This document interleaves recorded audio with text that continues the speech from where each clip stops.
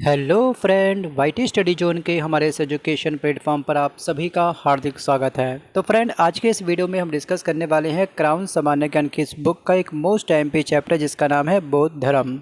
Last video में आप सभी को अच्छे से याद होगा कि लास्ट वीडियो में हमने डिस्कस किया था जैन धर्म को, और लास्ट वीडियो में हमने ये भी जाना था कि आखिरकार किस प्रकार ईसा पूर्व 6ठी सदी में मध्य एवं निम्न गंगा के मैदानों में टोटल 62 धर्मों का उदय हुआ था, जिसमें केवल 2 काफ़ी फेमस हुए। एक थे आपके जैन धर्म और एक थे आपके बौद्ध धर्म। जैन धर्म के बारे में विस्तार पूर्वक हमने पढ़ा था अपने लास्ट वीडियो में। अब वहाँ पे दोस्तों क्या क्या फैक्ट आपको मैंने कवर किए थे वो सब जानने के लिए आपको देखना है हमारा वो वाला वीडियो। चलिए अब बिना वक्त गवाए शुरू करते हैं आज का अपना ये टॉपिक बौद्ध धर्म को। ओपन कर लीजिए अपनी इस बुक का पेज नंबर 20। यहाँ पर आपको राइट हैंड साइड पे मिलेगा बौद्ध धर्म। तो शुरुआत करते हैं इस चैप्टर की कि बौद्ध धर्म के संस्थापक जो थे उनका नाम है गौतम बुद्ध। इनका जन्म सन 1563 ईसा पूर्व में कपिलवस्तु, जिसको हम कहते हैं पीपरहवा, इस स्थान के निकट नेपाल के तराई में अवस्थित लुम्बिनी में इनका जन्म हुआ था। ठीक है, आपको दोस्तों यहाँ पे जो संस्थापक शब्द दिख रहा है, आपके रियल एग्जाम में कंफ्यूज करने के लिए आपका बोर्ड एक शब्द का प्रयोग करता है कि आखिरकार बौद्ध धर्म के प्रवर्तक कौन थे। प्रवर्तक का अर्थ क्या होता है? शुरुआत करने वाले उस धर्म की। प्रवर्तक का अर्थ क्या होता है? संस्थापक। दोनों का अर्थ बिल्कुल सेम है, लास्ट वाले वीडियो में डिस्कस किया था ना हमने। तो चलिए फ्रेंड्स, याद रखना कि गौतम बुद्ध का जन्म 1563 ईसा पूर्व में लुम्बिनी में हुआ था। अगर हम बात करेंगे इनके बचपन का नाम क्या था, तो इनके बचपन का नाम था सिद्धार्थ। क्या नाम था? सिद्धार्थ। आगे बात करते हैं कि इनके पिता का नाम क्या था। गौतम बुद्ध जो थे, इनके पिता का नाम था सुधोधन, जो कपिलवस्तु के गणतांत्रिक शाक्यों के प्रधान थे। यहाँ पर आपको याद रखना है कि इनकी माता का नाम क्या था? महामाया था या फिर माया देवी था, और इनका संबंध था कौशल राजवंश की कन्या से। और आपको याद रखना है कि इनके जन्म के तुरंत 7 दिन बाद, ये फैक्ट यहाँ पे नहीं दिया गया है लेकिन आपको याद रखना है, एनसीईआरटी की बुक में ये टॉपिक काफ़ी विस्तारपूर्वक कवर किया गया है कि आखिरकार दोस्तों जब सिद्धार्थ का जन्म हुआ था, इसके 7 दिन बाद इनकी जो मदर थी महामाया, उनका नाम था, उनका स्वर्गवास हो जाता है। उसके बाद इनका जो लालन पालन किया था वो किया था इनकी मौसी ने। मतलब कि मौसी कौन होती हैं? माता की बहन क्या होती है? मौसी होती है ना। तो उन्होंने इसका क्या करा? इनका क्या करा? लालन पालन पोषण किया, इनको बड़ा किया। अब आगे आपको याद रखना है कि जो गौतम बुद्ध थे, ठीक है ना, इनकी पत्नी का नाम क्या था? इनकी पत्नी का नाम था यशोधरा, और इनसे एक पुत्र का जन्म हुआ जिनका नाम था क्या? राहुल। तो इस फैक्ट को आप लोग अंडरलाइन अच्छे से कर लीजिएगा। अब देखिए, जितने भी न्यू एस्पिरेंट होते हैं, न्यू स्टूडेंट होते हैं, उनके मन में क्या कन्फ्यूज़न होती है, इसको भी आप लोग बुलेट पॉइंट में कहीं भी कोने पर किसी भी बुक में लिख लीजिएगा। बहुत स्पेस है कॉर्नर पे इस बुक के अंदर। ठीक है, अब दोस्तों मैंने आपसे यहाँ पे बात करी थी यशोधरा के बारे में। ठीक है, ये किसकी वाइफ थी? तो ये थी महात्मा बुद्ध की वाइफ। लेकिन अगर हम बात करेंगे जैन धर्म के जो संस्थापक हैं महावीर, उनकी वाइफ का नाम क्या था? उनकी पत्नी का नाम था यशोदा। ठीक है, यशोदा में और यशोधरा में आपको कंफ्यूज नहीं होना है। यशोधरा का संबंध किनके साथ में है? गौतम बुद्ध के साथ में। जबकि यशोदा का संबंध किनके साथ में है? इनका संबंध है महावीर जी के साथ। ठीक है, महावीर, ये फैक्ट आपको अच्छे से ध्यान रखना है, कंफ्यूज नहीं होना है। आगे बढ़ते हैं अब अगले पॉइंट पर। महाविनिष्क्रमण क्या होता है? देखिए, ग्रह को त्यागने की जो घटना होती है वो घटना कहलाती है आपकी महाविनिष्क्रमण। क्या कहलाती है? महाविनिष्क्रमण। और आपको एक फैक्ट और अच्छे से ध्यान रखना है कि 29 वर्ष की आयु में इन्होंने अपने ग्रह का त्याग किया, घर से ये चले गए। ठीक है, लास्ट वीडियो में हमने आपको ये बताया था कि जो महावीर जी ने जब अपना ग्रह त्यागा था तो अपने भाई की परमिशन ली थी। ठीक है, भाई से परमिशन लेने के बाद में उन्होंने ग्रह को त्यागा। तो उनके भाई का नाम क्या था? ग्रह त्यागना इतना आसान काम नहीं है, एक परमिशन लेनी पड़ती है। 30 वर्ष की आयु की अवस्था में जब महावीर जी ने ग्रह को त्यागा था, उनके भाई का नाम क्या है ये आप मुझे कमेंट करिए। आगे बढ़ रहे हैं, पिछला भूल रहे हैं, कहीं ऐसा तो नहीं है। ठीक है, आप तेज घोड़े पर सवार तो है लेकिन लगाम आपके हाथ में नहीं है। लगाम आपके हाथ में कब होगी? जब कोई रिवीजन होगा। तो इनके भाई का नाम था नंदीवर्धन। अगर आप इसका आंसर भेज पाए हैं तो बहुत अच्छी बात है, नहीं भेजा थिंक अबाउट इट। बढ़ते हैं अगले पॉइंट पर कि उन्होंने जीवन से संबंधित 4 दृश्यों से प्रभावित होकर के घर को त्यागा था। देखिए, पहला जो उन्होंने दृश्य देखा अपनी लाइफ में, जो उनका हृदय परिवर्तन हुआ, वो था आपका वृद्ध व्यक्ति को। ठीक है, एक था आपका रोगी को इन्होंने देखा, एक बीमार व्यक्ति को देखा इन्होंने, और एक देखिए इन्होंने क्या, एक मृतक को इन्होंने देखा, मतलब कि किसी की डेड बॉडी जा रही थी रास्ते में, इन्होंने देखा भाई वाह ये क्या हो रहा है, मतलब कि वास्तविक सच्चाई क्या है कि एक दिन मुझको ख़त्म हो जाना है। तो उन्होंने काफ़ी गहराई से इस चीज़ को समझा और बाद में उन्होंने देखा एक सन्यासी को। तो बुद्ध के गृह त्याग का जो प्रतीक है वो क्या है, आपका घोड़ा। तो ये प्रत्येक चिन्ह भी आपको ध्यान रखने हैं। ये क्या आपका घोड़ा, और उनके घोड़े का नाम क्या था, मतलब कि जो महात्मा बुद्ध थे, ठीक है, इनके घोड़े का नाम क्या था। गौतम बुद्ध जो थे इनके घोड़े का नाम क्या है, सिद्धार्थ के घोड़े का नाम क्या है, सभी नाम तो इन्हीं के हैं ना। तो फ्रेंड्स इनके घोड़े का नाम है आपका कंथक, ठीक है। कंथक को सारथी कौन थे, ठीक है, तो इनके सारथी का नाम था, इनका नाम है चन्ना। तो चन्ना कौन था, कंथक कौन था, बच्चे काफ़ी कंफ्यूज होते हैं अपने एग्जाम में, तो उसको याद रखना। घोड़े का नाम क्या है, कंथक, ऐसे एरो बना करके इसमें लिख लीजिएगा। और सारथी कौन है, सारथी में एरो लगाइए, लिखिए चन्ना, ठीक है। चलिए आगे बात करते हैं ज्ञान प्राप्ति से लेकर के एक छोटी सी घटना कि बुद्ध के प्रथम गुरु वैशाली के अलार कलाम थे, ठीक है। पहले गुरु कौन थे, गौतम बुद्ध के, तो इनका नाम था अलार कलाम, जबकि इन्होंने इनसे संन्यास काल में शिक्षा प्राप्त करी। और एक सेकंड गुरु और हैं, उनका नाम है आपका रुद्रक रामपुत, उनके एक और गुरु थे। तो कहने का तात्पर्य यह है कि जो गौतम बुद्ध हैं जिन्होंने बौद्ध धर्म की स्थापना करी थी, जिनका बचपन का नाम सिद्धार्थ है, इन्होंने क्या करा, इन्होंने अपने दो गुरु रखे, एक का नाम है अलार कलाम और सेकंड गुरु कौन थे, सेकंड गुरु का नाम है आपका रुद्रक रामपुत। ये फैक्ट आप ध्यान रखिएगा। उसके बाद बुद्ध ने उरुवेला में निरंजना नदी के तट पर एक बहुत ही कठोर तपस्या करी, ठीक है। और सुजाता नामक लड़की के हाथों से उन्होंने खीर खाकर अपना उपवास तोड़ा। सोचिए पहले के लोग लंबा लंबा उपवास करते थे ज्ञान की प्राप्ति के लिए, बट आज का जो हमारा युवा है वो अपने छोटे से सिलेबस को भी ढंग से पूरा नहीं कर पाता, रिवीजन नहीं कर पाता। Think about it.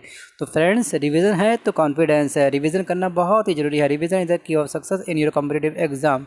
सिंपल सा कहानी इतनी सी है। तो दोस्तों आपको याद रखना है इनका नाम क्या था, सुजाता, जिनके हाथों से इन्होंने अपना फास्ट ब्रेक किया था। क्या खाया था, खीर खाई थी। चलिए आगे बढ़ते हैं अगले पॉइंट पर कि 35 वर्ष की आयु में वैशाख पूर्णिमा के दिन बोध गया में एक पीपल वृक्ष के नीचे उन्होंने ज्ञान प्राप्त किया, ठीक है। पीपल के पेड़ का भी महत्व है, ठीक है, इसलिए महत्व पीपल के पेड़ का, इन्होंने यहाँ पर ज्ञान की प्राप्ति करी थी। और इस घटना को क्या कहा जाता है, इस घटना को हम कहते हैं क्या, संबोधि। जब आप लोग अपने सिलेबस को पूरा कर लोगे तो आप लोग क्या प्राप्त करोगे, आपकी जो ये पूरा जो फेज़ होगा सिलेबस पूरा करने का, तो ये पूरी घटना कहलाएगी क्या, संबोधि। आपने ज्ञान प्राप्त कर लिया। इस तरह से आप इसको याद कर सकते हैं चाहें तो। सो फ्रेंड्स अगर हम बात करेंगे आगे पॉइंट पर बात करते हैं धर्म चक्र परिवर्तन। धर्म चक्र परिवर्तन आखिरकार होता क्या है। देखिए बुद्ध ने अपने ज्ञान का प्रथम प्रवचन जो दिया, ठीक है, पहला जो उपदेश दिया था वो ऋषि पतन जो सारनाथ में स्थित है, इसमें 5 ब्राह्मणों को दिया था, ठीक है। क्या संख्या है इसकी, 5 ब्राह्मण। एसएससी में क्वेश्चन पूछा गया है कि बुद्ध ने अपना जो पहला उपदेश दिया था, ठीक है, ज्ञान प्राप्ति के बाद में उनके शिष्यों की कुल संख्या क्या थी, तो वो थी आपकी 5। अब इसमें कौन कौन से इनके प्रिय थे शिष्य, एक थे आपके आनंद, ठीक है, आनंद बुद्ध के काफ़ी प्रिय शिष्य थे तथा बुद्ध आनंद को ही संबोधित करके अपने उपदेश देते थे।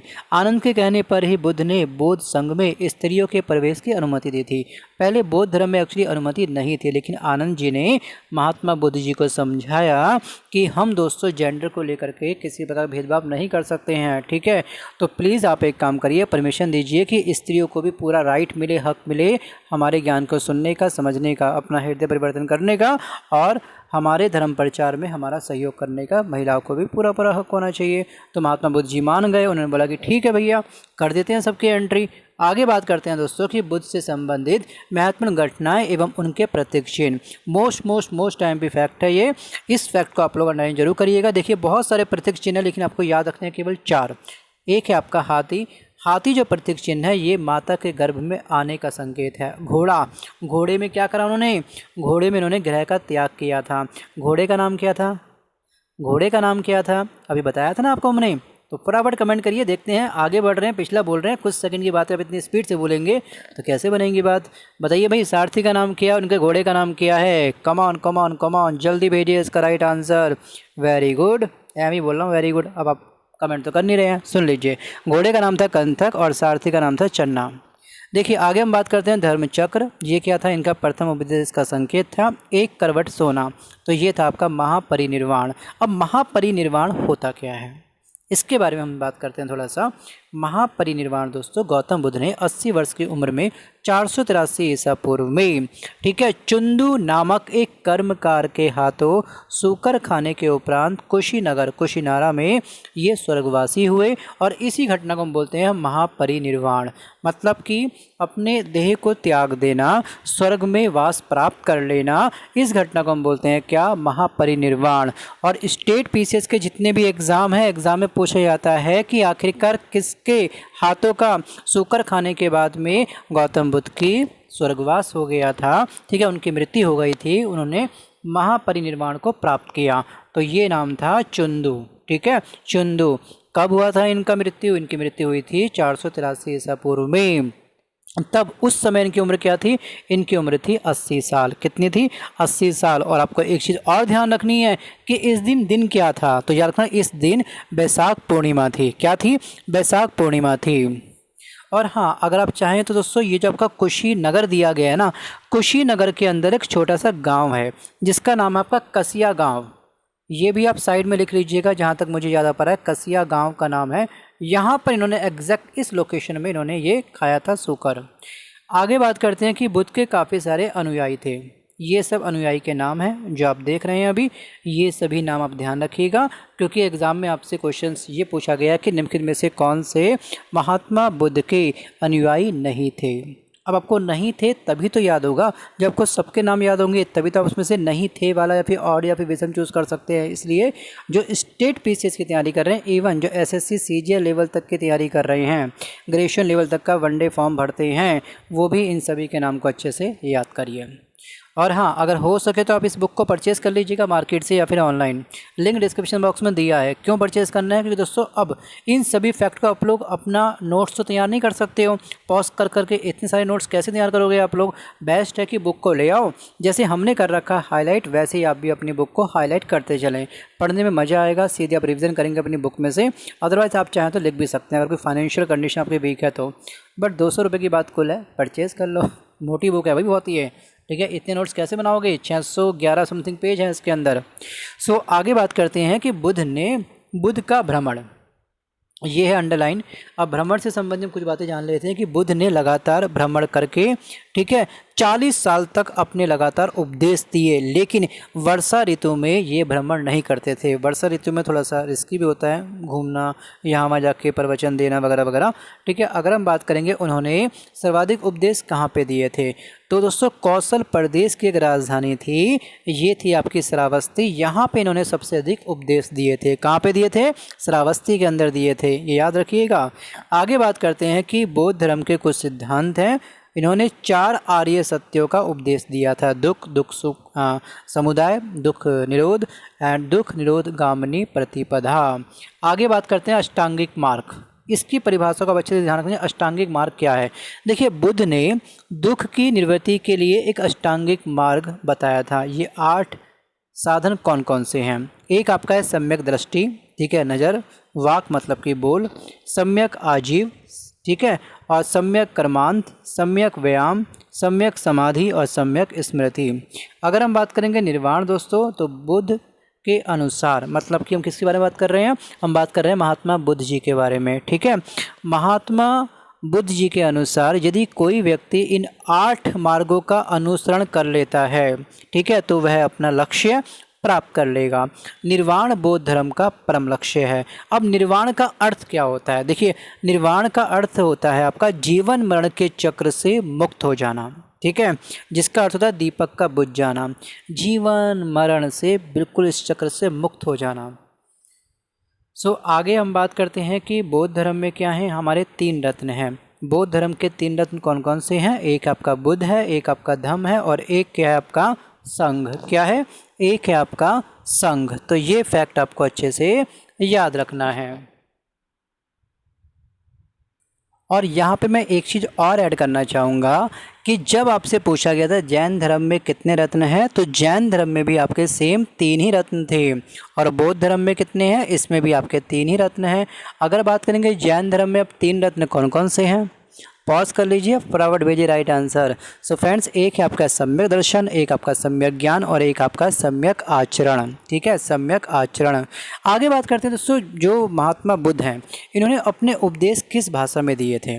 ठीक है, कौन सी भाषा में इन्होंने अपने उपदेश दिए थे? तो ये भाषा थी आपकी पाली भाषा। कौन सी भाषा थी ये? पाली भाषा। और महावीर जी जो थे इन्होंने कौन सी भाषा में दिया था? तो उनकी भाषा थी प्राकृत भाषा। ठीक है, महावीर जी ने प्राकृत भाषा में उपदेश दिए थे, जबकि गौतम बुद्ध जी ने कौन सी भाषा में दिए थे? पाली भाषा में दिए थे। ठीक है, चलिए आगे बात करते हैं कि बौद्ध धर्म ईश्वर और आत्मा को बिल्कुल भी नहीं मानते थे। ठीक है, हमारे अंदर क्या है? हमारे अंदर आत्मा है, हम तो मानते हैं, लेकिन ये धर्म ईश्वर और आत्मा को बिल्कुल भी नहीं मानते थे। बौद्ध धर्म के अनुसार मोक्ष इस जीवन में भी संभव है। इसे प्राप्त करने के लिए मृत्यु आवश्यक नहीं है, तभी आपको मोक्ष प्राप्त होगा, ऐसा नहीं है।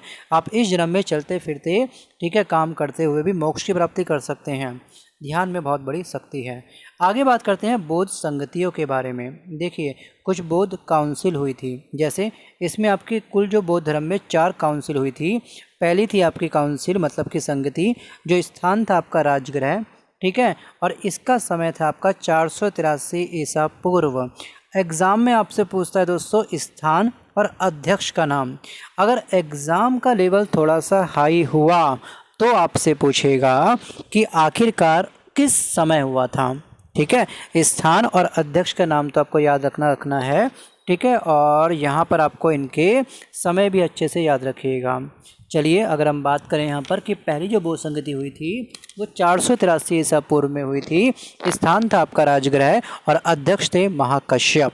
सेकंड जो बौद्ध संगति हुई थी वो हुई थी आपके वैशाली में 383 ईसा पूर्व, मतलब कि इसके 100 वर्ष जस्ट कम। ठीक है, 100 वर्ष आप इसमें से माइनस कर लीजिएगा, ईसा पूर्व माइनस में चलता है ना, तो 100 वर्ष बाद सेकंड बौद्ध संगति हुई थी, जिसके अध्यक्ष कौन थे आपके? ये थे साबकामी। क्या नाम है इनका? साबकामी। कभी कभी आपके एग्जाम में पूछता है कि ये साबकामी किस वंश से संबंधित थे। इनके वंश का नाम भी आप चाहे तो ब्रैकेट में लिख लीजिएगा। इनका वंश आपका शिशुनाग वंश के। ठीक है, साबकामी कौन थे? शिशुनाग वंश के थे ये। आगे बात करते हैं तीसरी बौद्ध संगति कब हुई थी? 251 ईसा पूर्व में हुई थी। स्थान था आपका पाटलिपुत्र और अध्यक्ष थे इसके मुगली पुत्र तिस। ठीक है, तो ये फैक्ट आपको ध्यान रखना है। चलिए आगे हम बात करते हैं यहाँ पर कि जो चौथी बौद्ध संगति हुई थी, ठीक है, इसके जो आपके अध्यक्ष थे वो कौन थे यहाँ पर? ये थे आपके वसुमित्र अश्वघोष। ठीक है, शासनकाल किसका था? कनिष्का। और तीसरे कौन सा था? आपके अशोक शासनकाल था। तो ये फैक्ट आप पूरा अंडरलाइन कर लो, 3-4 बार इसको पढ़ लीजिएगा अपनी बुक में से। एक बार हमारी बातों को सुनिए, अंडरलाइन करिए और सीधे आपको रिवीजन करना है बुक में से, राइट। सो अगर आपके पास में नेट अच्छा खासा है तो चाहो तो एक वीडियो को आप 2 बार तुरंत प्ले कर सकते हो। अगर आपके पास में नेट नहीं है तो आप रिवीजन करोगे अपनी बुक में से, ना कि वीडियो में से।